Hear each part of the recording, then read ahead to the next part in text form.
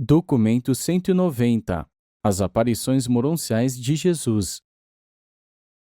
O Jesus ressuscitado prepara-se agora para passar um curto período de tempo em Urântia, com o propósito de experienciar a carreira moroncial ascendente de um mortal dos reinos.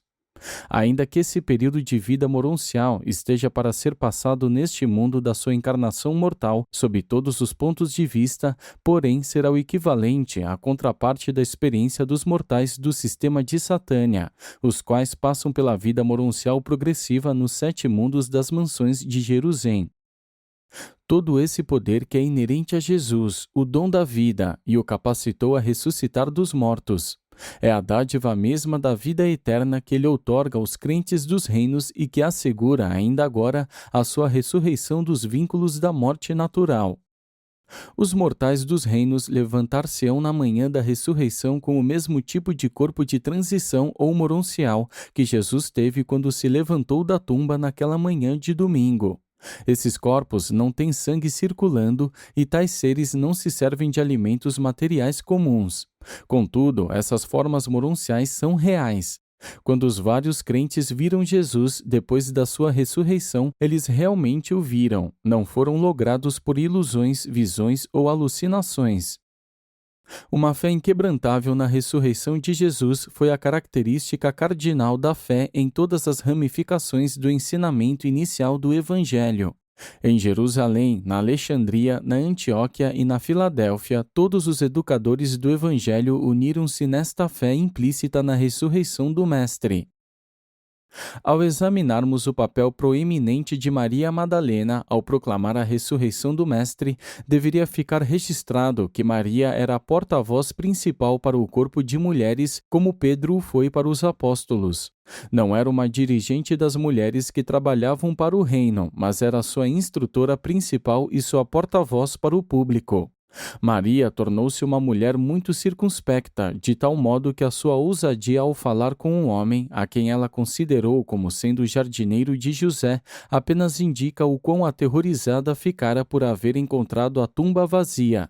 Foram a profundidade e a agonia do seu amor e a plenitude da sua devoção que a levaram a esquecer por um momento a convenção que impunha a proibição à mulher judia de abordar um homem estranho. 1. Os arautos da ressurreição.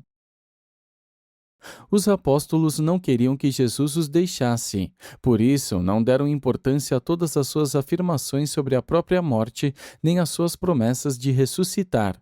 Eles não estavam esperando a ressurreição do modo como ela veio e recusaram-se a acreditar nela, até que se confrontassem compulsivamente com a evidência irrefutável e com a prova absoluta das suas próprias experiências. Quando os apóstolos se recusaram a crer naquilo que as 5 mulheres relataram, quanto a terem visto e falado com Jesus, elas se retiraram.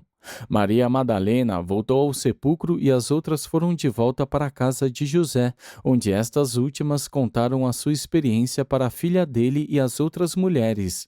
E as mulheres acreditavam naquilo que ouviam.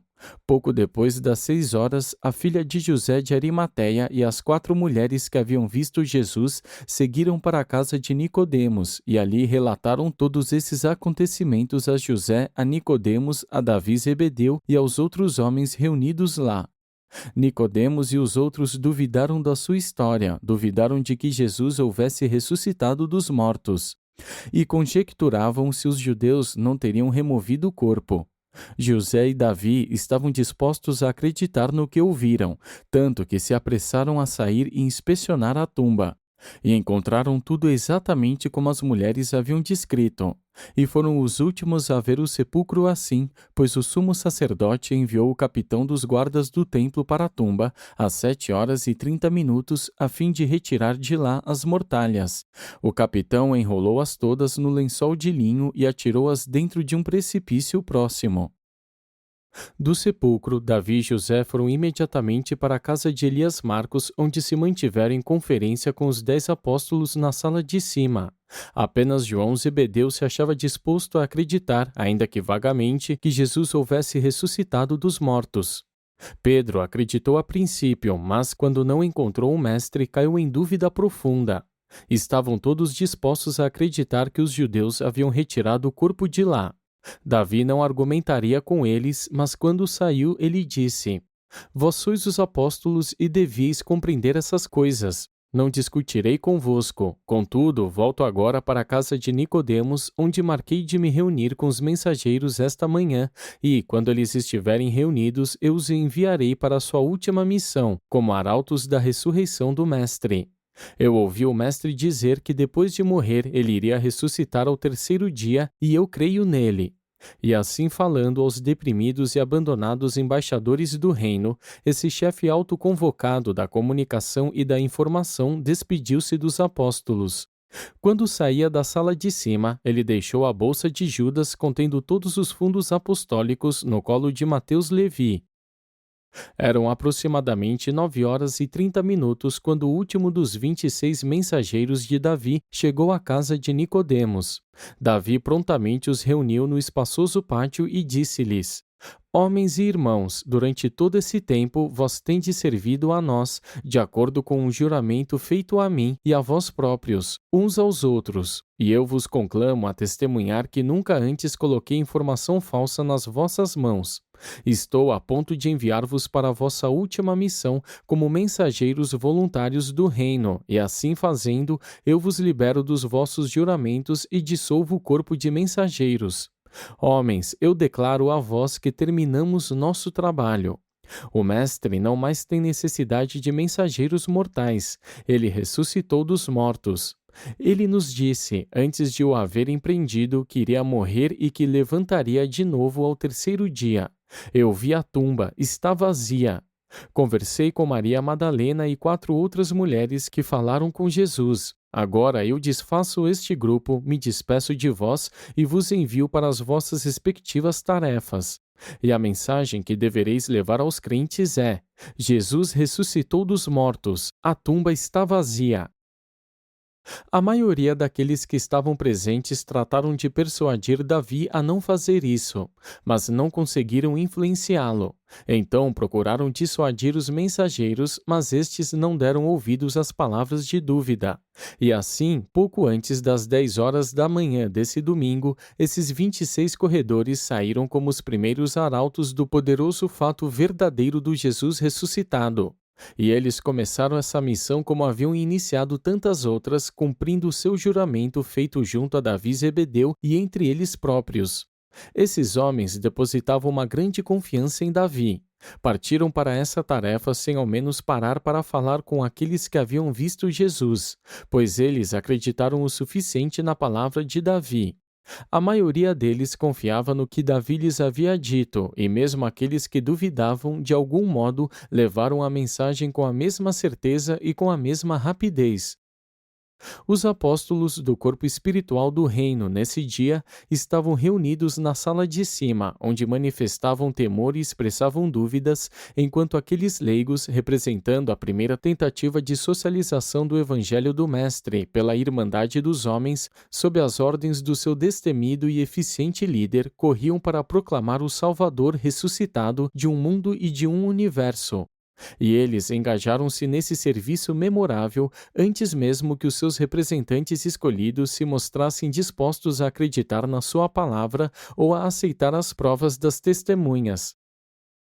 Esses 26 mensageiros foram despachados para a casa de Lázaro em Betânia e para todos os centros dos crentes de Berseba no sul de Damasco, Sidom ao norte e de Filadélfia no leste, até Alexandria no oeste. Quando Davi deixou seus irmãos, foi até a casa de José em busca da sua mãe. Os dois então seguiram até Betânia para juntarem-se à família de Jesus que os aguardava. Davi hospedou-se com Marta e Maria em Betânia até que elas se desfizessem das suas posses terrenas. E depois ele as acompanhou em sua viagem para unirem-se ao seu irmão Lázaro na Filadélfia.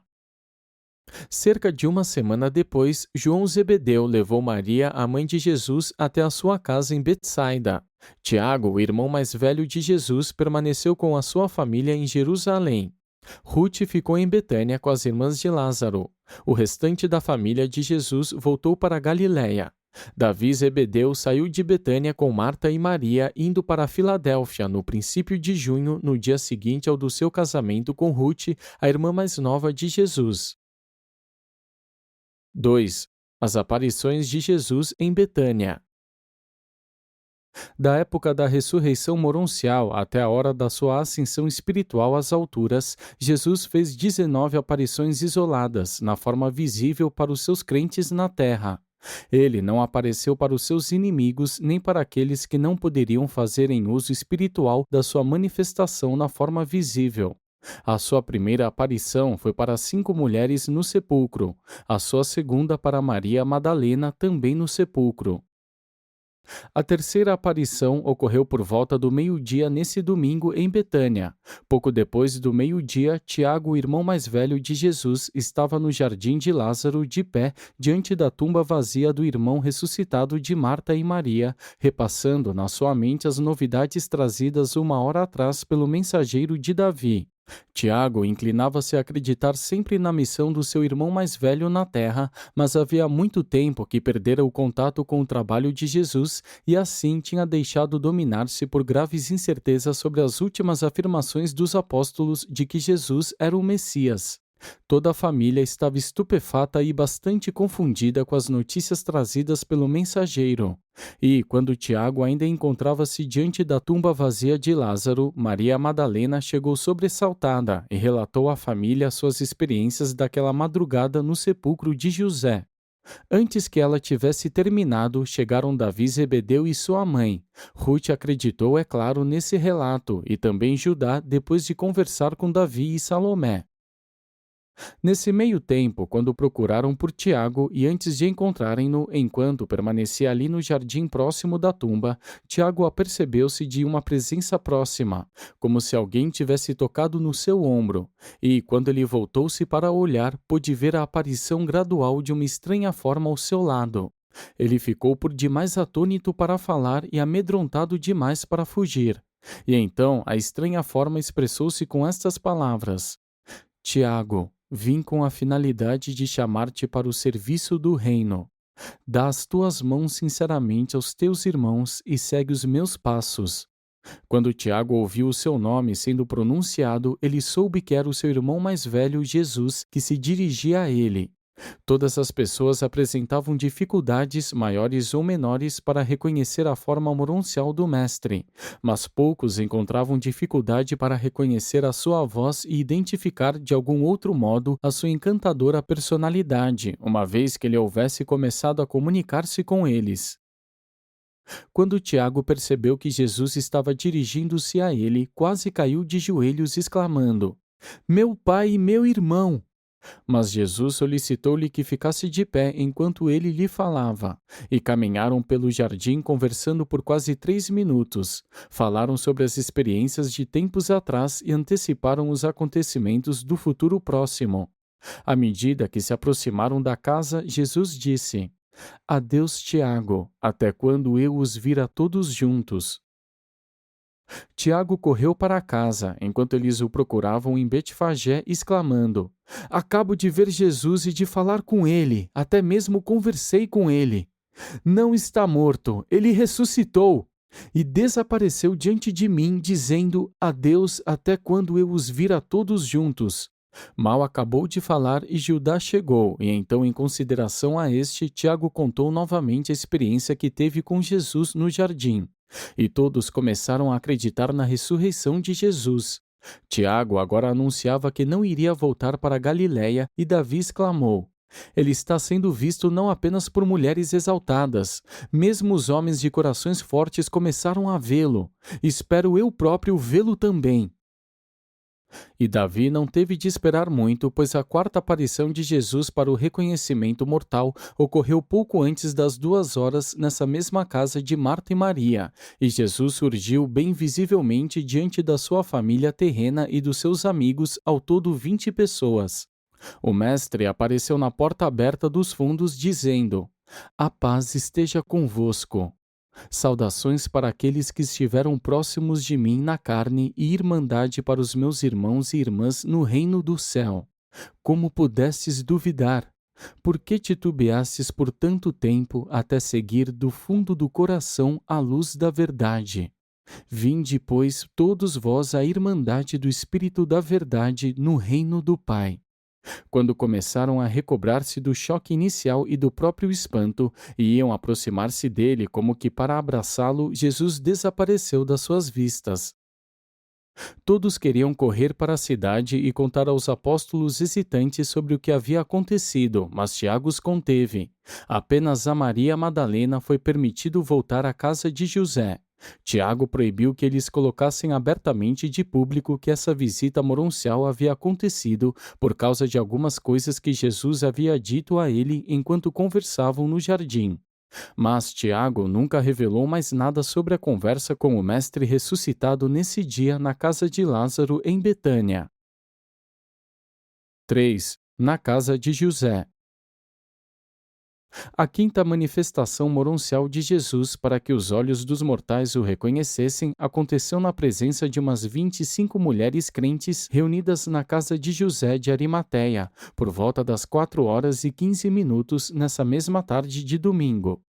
Maria Madalena havia retornado à casa de José apenas alguns minutos antes dessa aparição. Tiago, o irmão de Jesus, havia solicitado que nada fosse dito aos apóstolos a respeito da aparição do Mestre em Betânia. Ele não havia pedido a Maria que se abstivesse de contar o ocorrido às suas irmãs crentes. Assim, depois de ter pedido o segredo a todas as mulheres, Maria relatou o que havia acontecido enquanto ela esteve com a família de Jesus em Betânia. E, no meio mesmo desse relato emocionante, um silêncio súbito e solene caiu sobre elas, e todas contemplaram bem próximo de si a forma totalmente visível de Jesus ressuscitado. Ele saudou-as dizendo: "A paz esteja convosco. Na comunhão do reino não haverá judeus nem gentios, nem ricos nem pobres, nem livres ou escravos, nem homem ou mulher. Vós também sois chamadas a tornar pública a boa nova da liberdade da humanidade por meio do evangelho da filiação a Deus no reino do céu. Ide a todo o mundo proclamar este evangelho e confirmá-lo para os crentes na fé. E, enquanto fazeis isso, não vos esqueçais de ministrar aos doentes e fortalecer os que estão fracos e cheios de temor. E eu estarei sempre convosco, até mesmo nos confins da terra." E depois de falar assim, Jesus desapareceu da vista delas, enquanto as mulheres caíram com os seus rostos no chão e adorando-o em silêncio. Das 5 aparições morunciais de Jesus ocorridas até esse momento, Maria Madalena havia testemunhado 4.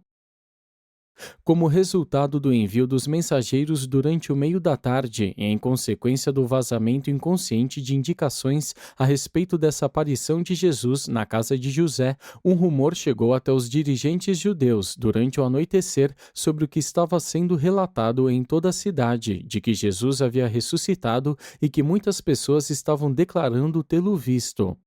Os sinedristas encontravam-se profundamente perturbados com esses rumores. Após uma rápida conversa com Anás, Caifás convocou uma reunião do Sinédrio para as 8h naquela noite. Foi nessa reunião que foi tomada a decisão de expulsar das sinagogas qualquer pessoa que fizesse menção à ressurreição de Jesus. Foi sugerido mesmo que qualquer pessoa que afirmasse tê-lo visto deveria ser condenada à morte. Essa proposta, contudo, não chegou a ser votada, já que a reunião dispersou-se em uma confusão que beirava o pânico. Eles haviam ousado pensar que haviam acabado com Jesus, mas estavam a ponto de descobrir que as dificuldades reais que teriam com o homem de Nazaré estavam apenas começando. 4. Aparição aos gregos. Por volta das 4h30, na casa de um certo Flávio, o mestre fez a sua sexta aparição moruncial para cerca de 40 gregos crentes reunidos lá.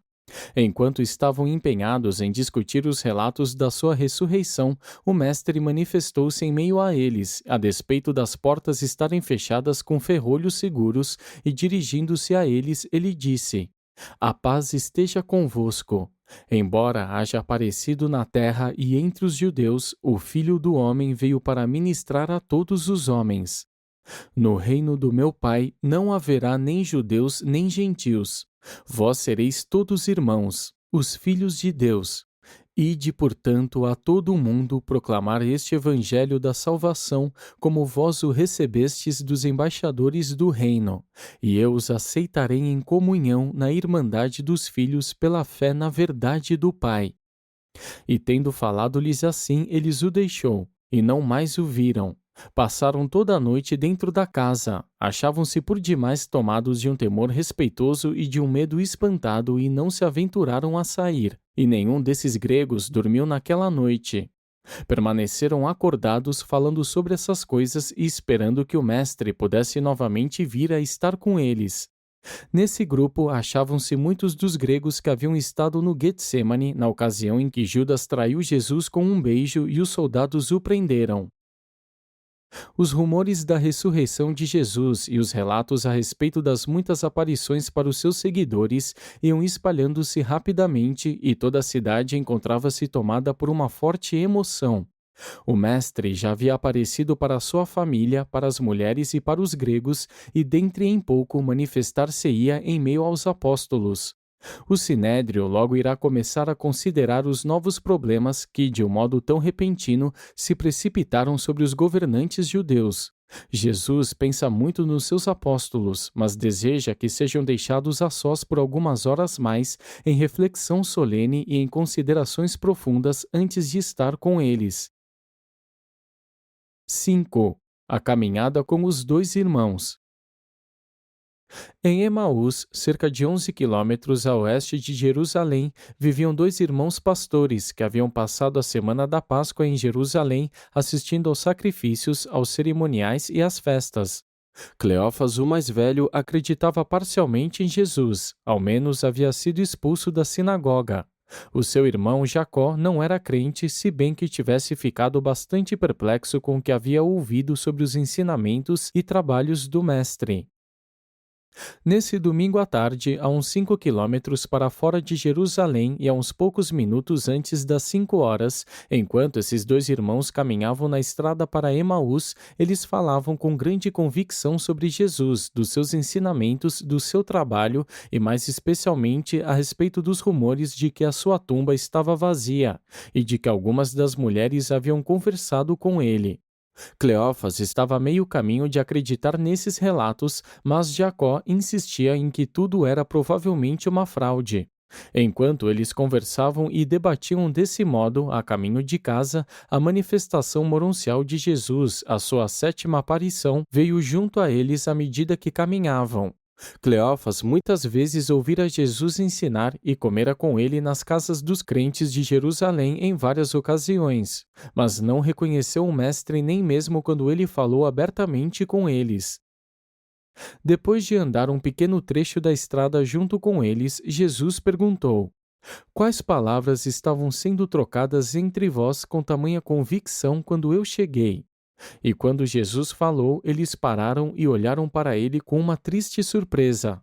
Disse Cleófas: como pode ser que estejas em Jerusalém e não saibas das coisas que aconteceram recentemente? Então o mestre perguntou: que coisas?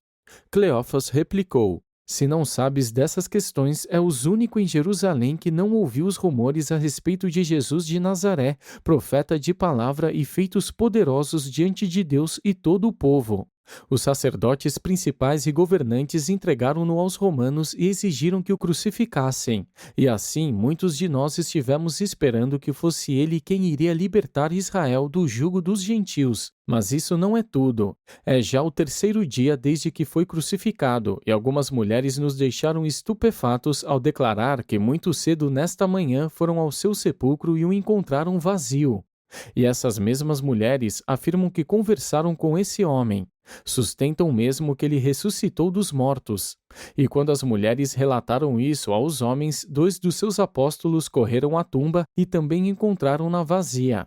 Aqui Jacó interrompeu seu irmão para dizer: mas eles não viram Jesus. Enquanto caminhavam juntos, Jesus disse a eles: quão vagarosos sois para compreender a verdade! Quando me dizeis que as vossas conversas são sobre os ensinamentos e o trabalho desse homem, então posso eu esclarecer-vos, já que estou mais do que familiarizado com tais ensinamentos.